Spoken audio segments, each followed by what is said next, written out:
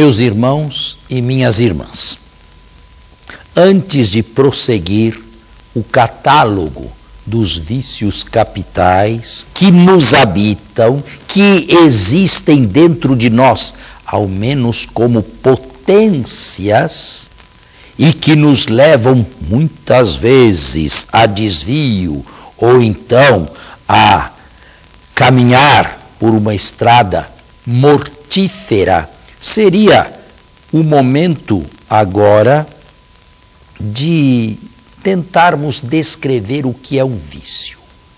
Um vício é chamado também uma segunda natureza.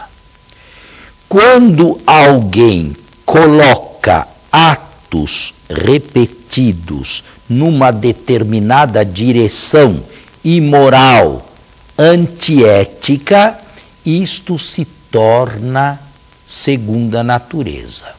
O vício é difícil de ser arrancado. Não se trata de uma desordem qualquer, esporádica e que se dá de quando em quando na existência. Não.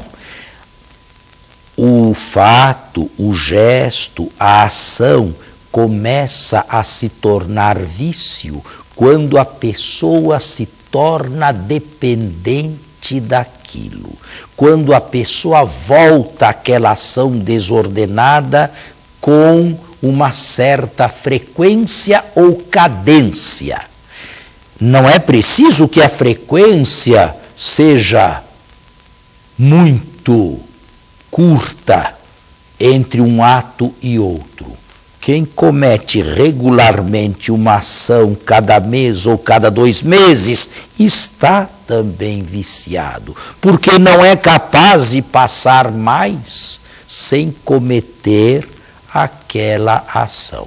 O contrário receberia o nome de virtude. São atos repetidos, frequentes, que se fazem também numa direção, só que, neste caso, uma direção consentânea com a natureza humana, com o que se espera de um ser humano e, sobretudo, com o que se espera de um discípulo de Jesus. Vício é sempre algo que se repete e, é preciso afirmar, se transforma em nós num tal dinamismo perverso que se torna maior do que as nossas próprias forças. É possível deixar um vício? Pergunte a um fumante se é fácil ou difícil deixar de vez de fumar. Pergunte a um alcoólatra, que é outro viciado e que bebe diariamente, mais vezes ao dia, se é fácil deixar este hábito.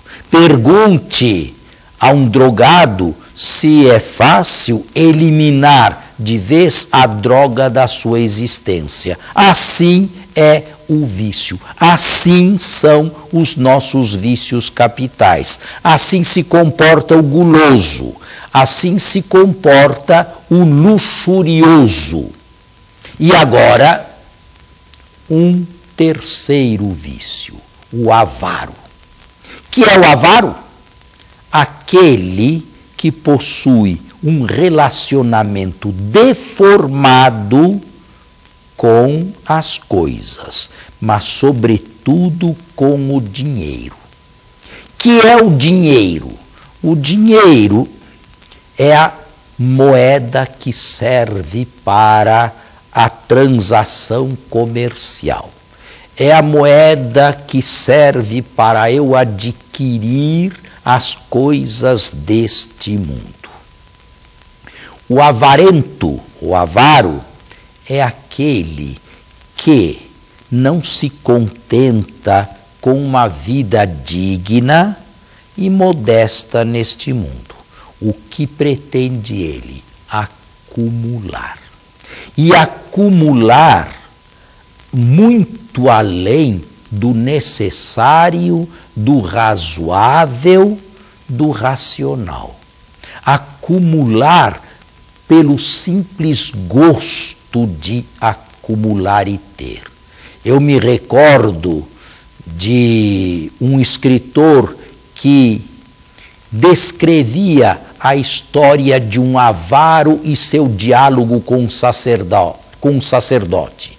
Meu caro padre, dizia ele, o senhor não entende nada de dinheiro, o senhor não percebe o prazer que eu sinto em contar e recontar o meu dinheiro.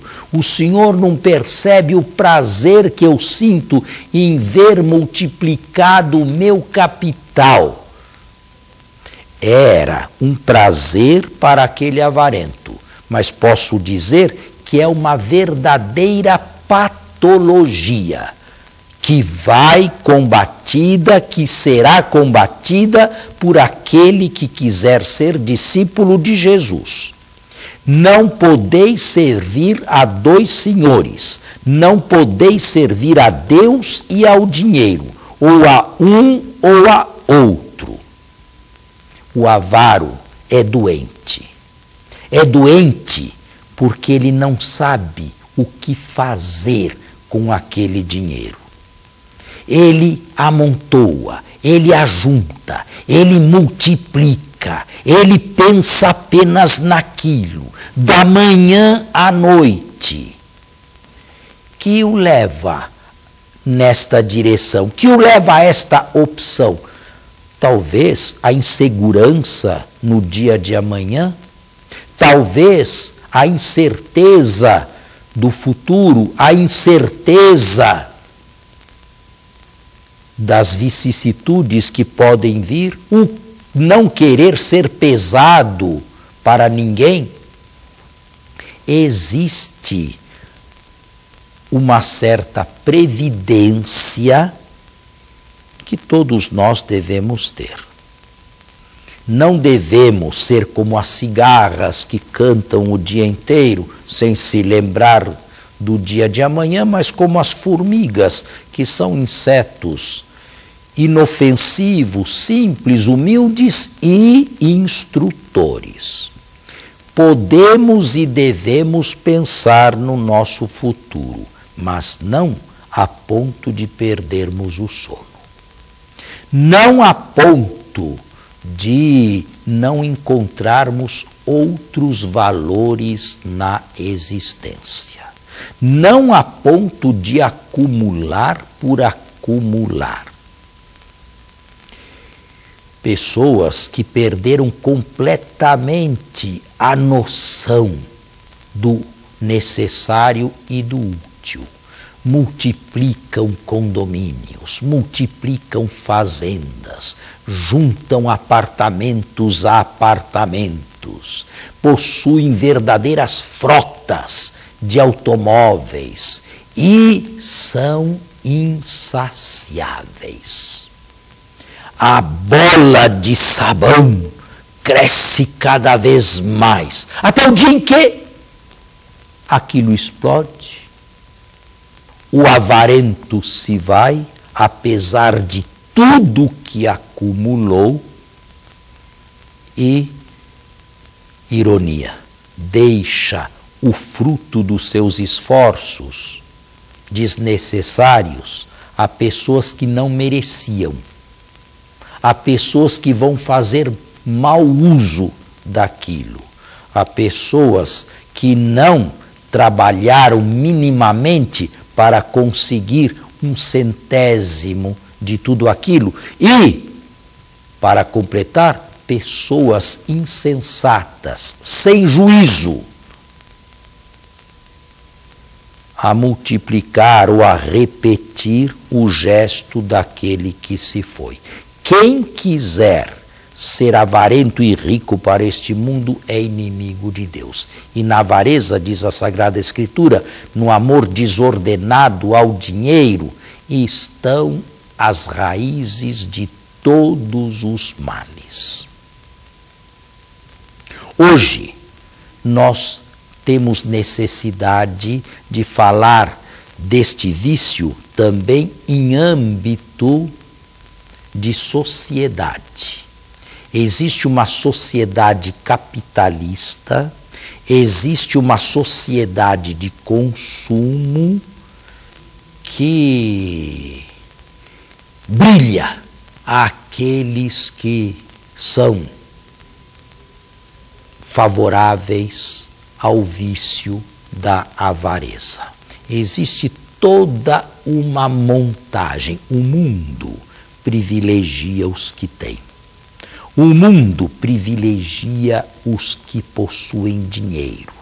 O mundo concede todas as suas benesses a quem possui um elevado grau de aquisição.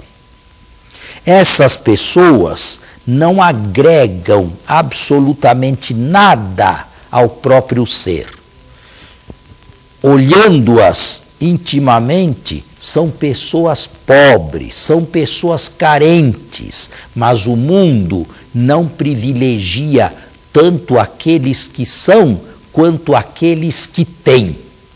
E quanto mais alguém tem, mais famoso se transforma para a sociedade mundana, sociedade de consumo e sociedade capitalista. Mas quanto mais amigo deste mundo se torna, tanto mais se afasta de Deus. Qual seria o antídoto à avareza? Bem, aqui está, até este momento, o retrato do avarento. Ele possui fadiga ao acumular, temor ao conservar e dor ao perder. Qual o antídoto? O antídoto é, mais uma vez, olhar para o Evangelho. Jesus não foi o pobre mais pobre deste mundo. Jesus foi um trabalhador manual, braçal, mas ganhava o dinheiro com o suor do seu rosto. Jesus nunca foi um mendigo. Jesus não batia de porta em porta, como São Francisco de Assis, a pedir por caridade um prato de comida. São Francisco, sim, chamou o dinheiro esterco de Satanás. Qual o caminho a seguir para se libertar deste vício? Seguir o exemplo de Jesus. Eu daria como verdadeiro antídoto contra a avareza e tudo aquilo que com ela está relacionado, a condivisão. Nem todos são chamados dentre nós a fazermos votos de pobreza ao ingressarmos na vida consagrada, masculina ou feminina. A igreja não obriga ninguém a fazer voto de pobreza. Nós podemos ter, e eu disse anteriormente e repito agora, uma certa previsão responsável para o futuro. Nós todos devemos possuir também, e as nossas sociedades nos oferecem isto. Não queremos, e fazemos bem, ser pesados a quem quer que seja por ocasião de uma velhice prolongada, de uma doença ou de uma total incapacidade de produção. Repito, e deve ser dito, devemos prever o futuro, mas lembremos-nos, antes de tudo, confiança na providência de Deus. Como sabe alguém qual vai ser o seu futuro? Como sabe alguém como vai ser sua velhice, se é que até lá vai chegar? A confiança em Deus é o primeiro antídoto contra este vício capital. Deus não nos abandona. A cada dia vale a sua pena. O segundo remédio que podemos usar é o que usou Jesus. Jesus condividiu. Jesus dividiu tudo o que ele possuía. Nada de Jesus foi apenas para si.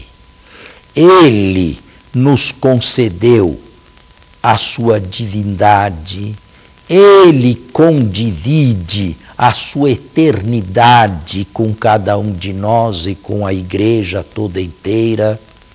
Ele, durante a vida terrestre entre nós, soube olhar compassivamente e eficazmente para pessoas necessitadas e pobres. Havia uma bolsa comum. Jesus deixou esta bolsa comum que servia a ele e aos 12 andarilhos que eram pela Palestina fora, nas mãos de um apóstolo que depois se tornou traidor. Jesus não geriu diretamente aquela importância, não negou coisa alguma do que lhe ofereciam, mas tudo ali era de todos. Saibamos condividir nós também, e não apenas o dinheiro, não apenas o capital. Condividamos o nosso tempo, condividamos os nossos talentos, condividamos as riquezas interiores que possuímos, condividamos as nossas virtudes, condividamos os nossos conhecimentos, mas condividamos também o que temos de material. E, sobretudo, é preciso que na oração nós cheguemos a um denominador comum com Deus. Até onde eu posso ir com relação ao dinheiro, com relação à mamona? Até onde eu posso acumular? Aonde termina o necessário e começa o extravagante, começa o desnecessário, começa o esbanjamento. Não é fácil resolver este problema, e eu já tenho dito muitas vezes, e para mim mesmo me aplico o que agora digo a todos. Trata-se de um espinho na carne a cada um de nós, ou em cada um de nós. Até onde eu posso ter? Até onde vão minhas reais necessidades? Até onde aquilo me pode ser útil e a partir de quando começa a ser nocivo, extravagante, exagerado, desnecessário. Aqui deve entrar, sim, a condivisão. Isto é, tornar os outros e, sobretudo, os que nada têm, sobretudo estes, a se enriquecerem um pouco com as nossas virtudes, ou seja, no caso concreto, com a nossa condivisão. No final desta meditação, eu gostaria que todos sentissem esse espinho na sua própria carne. Santo Hilário dizia no passado que a melhor maneira de se libertar deste vício é não possuir nada deste mundo. Santo Hilário dizia, literalmente, a melhor maneira de dar a César o que é de César é não possuir nada que atraia a cobiça de César.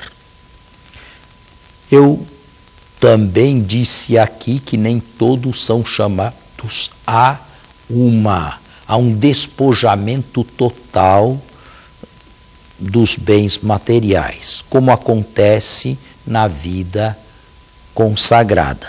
Mas todos nós temos responsabilidade sobre o que possuímos, sobre o que adquirimos, e devemos tomar muito cuidado a não nos apegar ao dinheiro, à mamona e também a outras coisas. Este vício, por incrível que pareça, é um vício muito comum em mosteiros. Monges que fizeram voto de pobreza e não possuem nada, apegados a um prato, apegados a uma cela, apegados a um colchão, apegados a um convento, incapazes de serem transferidos, não disponíveis a seus superiores, isto é, figuras grotescas. Eles,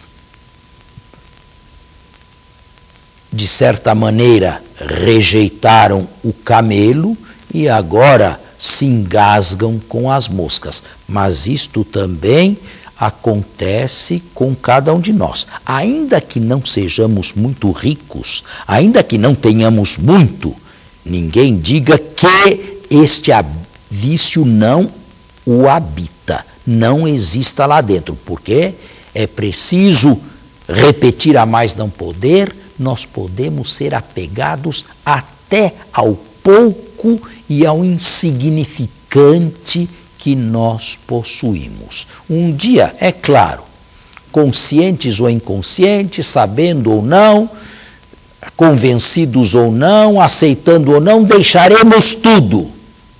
Tratemos neste retiro de buscar na oração desapegar-nos de tudo aquilo que um dia não nos acompanhará na presença de Deus, no seu tribunal, e onde valerão apenas as nossas boas obras e onde teremos apenas um tipo de advogados de defesa, mas advogados de defesa muito eficazes, os pobres que nós tivermos auxiliado e ajudado neste mundo aqui. Eles, e apenas eles, lá serão os nossos advogados de defesa junto a Deus. A caridade cobre uma multidão de pecados.